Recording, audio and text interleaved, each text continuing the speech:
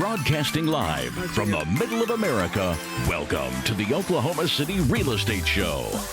Covering local market data, news, and reports to arm you with information you need to empower your investing and strengthen your American rights. Top realtor, investor, father, and veteran. Here is your host, Landon Witt. For more information and to listen or watch online, visit okcrealestateshow.com.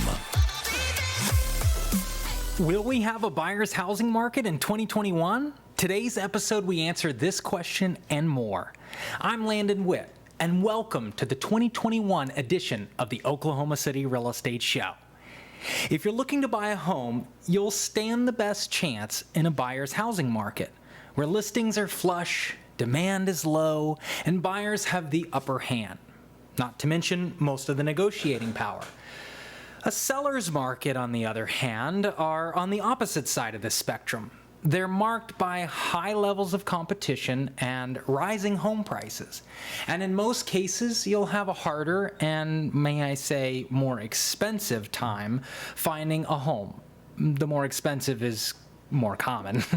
For most of America, we saw the latter conditions in 2020, with buyers facing unprecedented competition and increasingly out-of-reach home prices for much of the year. I'm talking multiple offer, and you just can't raise your offer anymore. Someone else is paying more.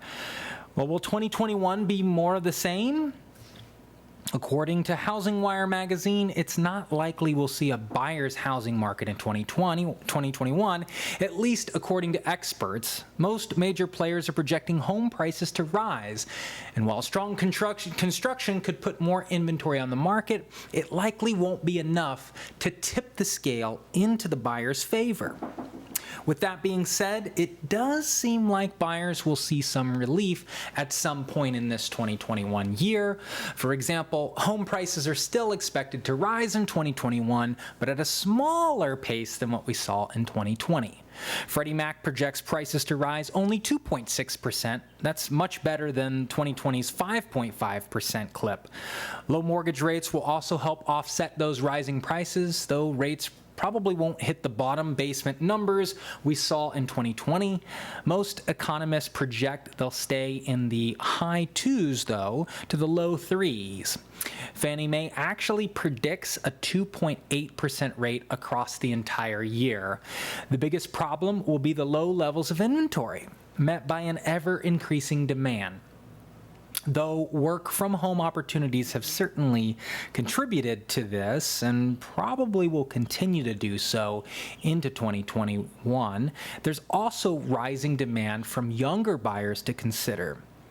The oldest millennials will turn 40 in 2021, while the younger end of the generation will turn 25, says Danielle Hale, who's the chief economist at Realtor.com. In a recent 2021 forecast, she also stated older millennials will be trade-up buyers, with many having owned their first homes long enough to see substantial equity gains, while the larger, younger segment of the generation age into key years for first-time home buying. At the same time, Generation Z buyers who are 24 and younger in 2021 will continue their early foray into the housing market, she goes on to say. Folks, here's the bottom line. Conditions should ease at least slightly as we get into the new year. To give yourself a leg up, get pre-approved for your mortgage. Partner up with an experienced real estate agent and be willing to get creative with your offers. Writing letters, getting creative on the pricing scale, and if you can stand out from the competition, that dream home can be yours. Up next is our local housing market news. Carvana is building a massive OKC facility with 400 workers. A 102-acre vehicle inspection and refinishing center near Will Rogers Airport is being planned by online used car retailer Carvana. Initiatives obtained by OKC Talk demonstrate a structure of 190,000 square feet and space to process and store 10,000 cars. In the United States, the Arizona-based corporation has approximately 10 similar facilities that act as regional hubs for cars they've purchased. Maintenance and repair centers placed every vehicle through a process of a 150-point inspection and a minor repair of the body to get it prepared for sale. If the vehicle is licensed and approved, the company uses its automated photo booth that captures any vehicle submitted to the company's website for a 360-degree exterior and interior virtual tour. In 2017, when residents were able to take home delivery of any of the company's cars, Oklahoma City became the 30th U.S. market for Carvana. The same year, the company went public and began trading on the New York Stock Exchange and now serves over 250 markets worldwide. In November of 2019, on Memorial Road, just east of Pennsylvania Avenue, Carvana, if you remember, launched its first vending machine.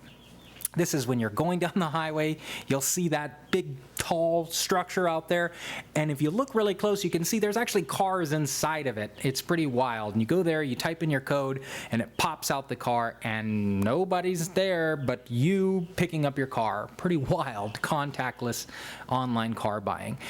Usually no transactions are carried out at this new maintenance facility that they're building and refinishing site, and the public can't go there to pick a vehicle up. It's more of like a regional sorting center that they don't go there to pick up a vehicle. Cars are maintained on the site until delivered to a customer's home, a designated location, or one of the business's famous automobile dispensing towers. A broad track at 5500 South Rockwell is the proposed site, which is actually occupied by an oil-filled supply company now. Some Carvana centers of this size hire approximately 400 workers and entail an investment of $25 million. Experts are saying that that's about what we can expect for Carvana to bring to the local Oklahoma City market as early as the end of 2021. Before I get into the market charts, which I know you're excited about, I want to talk just real quickly about the MAPS 4 program. The MAPS program in general is Oklahoma City's brainchild of taking a penny-cent tax from the residents and putting it towards projects that we've all voted on to help improve our city. These are things like a new Central Park, the Scissortail Park that they opened last year that will be finishing up with the convention center this year. There's also things like stadium increase, mental health awareness. There's also park and ride and bike areas throughout the town, which you can ride a bicycle throughout the entire city, and many other facilities that have been released in Oklahoma City as part of the MAPS program. Something very unique you don't find really anywhere in the world, and in fact, world leaders have come to Oklahoma City to see the implementation of the plans. A lot of cities don't even have plans, and much less, if they have a plan, don't necessarily implement those plans. Oklahoma City is a city that has made a plan and is implementing that plan and actually building and doing things that you can see, touch, and feel here in Oklahoma City, and it's a very exciting transition to see that's both designed to raise the education level and lift the population in a lot of the areas of Oklahoma City out of poverty and give them an opportunity to get the education and resources that they need to succeed in the future. Some exciting things going on. Before we jump into the charts, I want to show you a quick 2-minute recap of the MAPS program for those that don't understand this investment in Oklahoma City and how important it is. Check out this quick 2-minute video put on by the Oklahoma City. Oklahoma City residents approved MAPS 4 in a special election on December 10, 2019. The ambitious MAPS 4 program includes 16 projects focused on neighborhood needs, human needs, quality of life, and job-creating initiatives funded by a temporary penny sales tax expected to raise a projected $978 million from 2020 to 2028. Here's a quick look at what MAPS 4 involves. Every municipal neighborhood and community park outside of downtown will receive upgrades. Building state-of-the-art youth centers focusing on programming that includes athletics, arts, family, health, and education. Continuing work to our senior centers that have been proven to be life-changing, connecting seniors to wellness, recreation, and social opportunities. Creating mental health, crisis centers, and restoration centers focusing on drug detox, substance abuse services, and more. Building a permanent facility for our Family Justice Center, helping victims of domestic violence, sexual assault, elder abuse, and human trafficking. Lighting and ADA accessible shelters for bus stops, new buses, advanced transit options, and more. Transforming our neighborhoods by providing new sidewalks, bike lanes, trails, landscaping, and streetlights. Constructing affordable housing and combining wraparound services from existing providers as a strategy to eliminate homelessness. Maintaining and enhancing the Chesapeake Energy Arena and providing new amenities for the fan experience while keeping our facilities at national levels. Replacing our dated animal shelter with a new building on city-owned land for intake, adoption, and care of animals by OKC Animal Welfare. Replacing the Jim Norick Arena at the fairgrounds with a new coliseum for major national, state, and local events. Relieving pressure on the Oklahoma County Jail by building a diversion hub to help low-level offenders find a path towards a better life. Transforming our entrepreneurial ecosystem by investing in the Innovation District in near Northeast Oklahoma City to create jobs and encourage more diversification of our economy. Saving the Freedom Center and building the Clara Looper Civil Rights Center to transform our knowledge of our civil rights history and to positively influence the future of Northeast OKC and our entire community. Constructing a multi-purpose stadium for professional and college soccer, high school football and soccer, concerts, and other events. Targeted investments in beautification to enhance our daily experience and improve our first impression for visitors. Like all MAPS programs, MAPS 4 is overseen by a volunteer advisory board that makes recommendations to the City Council. Get more details at okc.gov/MAPS4.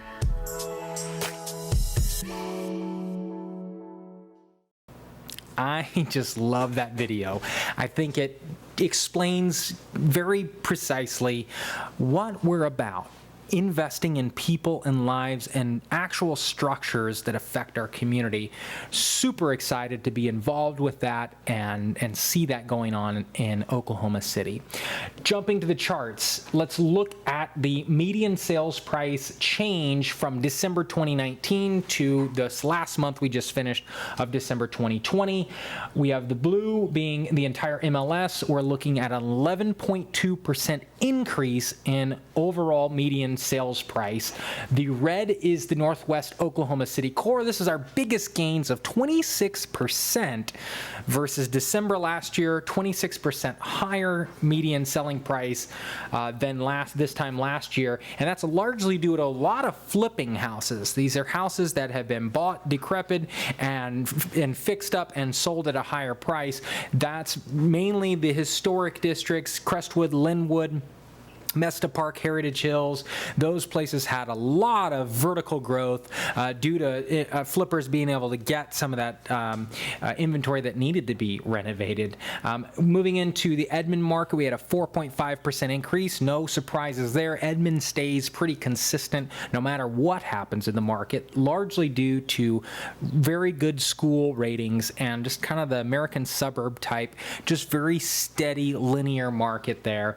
And moving into Oklahoma City as a whole metric, okay, that's 12.5% increase. The Oklahoma City again is a 640 square miles, huge land mass that's inside the city limits. We have a 12.5% increase. Let's jump to the month supply of inventory. I'm going to go over to the lines on this. Jumping all the way from 2017 to 2020, you can see that decrease of supply of homes for sale. Folks, the month supply is if there's no new homes enter the market, this is how long it's going to take to sell every single home that's on the market. And we're right now currently at 1.3 months supply of inventory across the MLS. Oklahoma City coming in at 1.1 months of supply of inventory. Northwest Oklahoma City core, the highest at 2, and Edmond sitting at just 30 days supply of inventory. Traditionally, if you are looking at a real estate book of what is a buyer and what is a seller market, you're looking at the 6-month mark. Being 6 months or greater is traditionally a buyer's market, and look at us, we're at 30 days market share. So pretty interesting to see. Let's look at the shows to pending. This is something that's unique to our channel. We've got looking at, this is the amount of people that went through the home this month compared to this same month last year. We had an 11% increase, so you can expect about 10 people across the MLS to walk through your home before you get an offer on your home. So typically 10 showings scheduled. If you're around that, you're good. If you go far beyond that, typically that's an indication that you're overpriced. If you get no showings at all, same thing typically. If we look at 2019, that's an 11% increase overall, 35% increase in overall showings in the Northwest Oklahoma City corridor, 18% increase in Edmond, and 20% increase in Oklahoma City. And I know you folks are saying, wait, it's COVID. Why are we touring homes? And I must say the National Association of Realtors made a valiant effort to curtail unnecessary showings. They were requesting that we ask for temperatures prior, we asked for symptoms prior, and we wore a mask during the tour, and we still are doing that. And yet we still had an increase because of the fire hose demand that we're dealing with right now from our buyers to tour those homes when the interest rates are historically low. So we're getting out there. As far as our total days on market, we've talked about that before, but 12 days on market across the MLS, that's down 47% from this time last year. Northwest Oklahoma City core, 13 days on market, and that's down 27%. And Edmond, 15 days on market. Oklahoma City, remember that core is 620 miles. That's 10. That's down 35%. So days on market really quick. And that is a synopsis of the charts. If you like this video, you like this content, please hit the like button. Let the YouTube algorithm know this content is worth watching. It helps our channel grow and helps me provide more content to you. For more content and more information, you can visit okcrealestateshow.com. You can sign up for property investment alerts. You can also read news articles, and you can contact yours truly under the contact agent page if you have any questions. I love being here with you guys, and I'm so excited to kick off another year, 2021, at the Oklahoma City Real Estate Show. Thank you so much for watching, and you have a great rest of your day.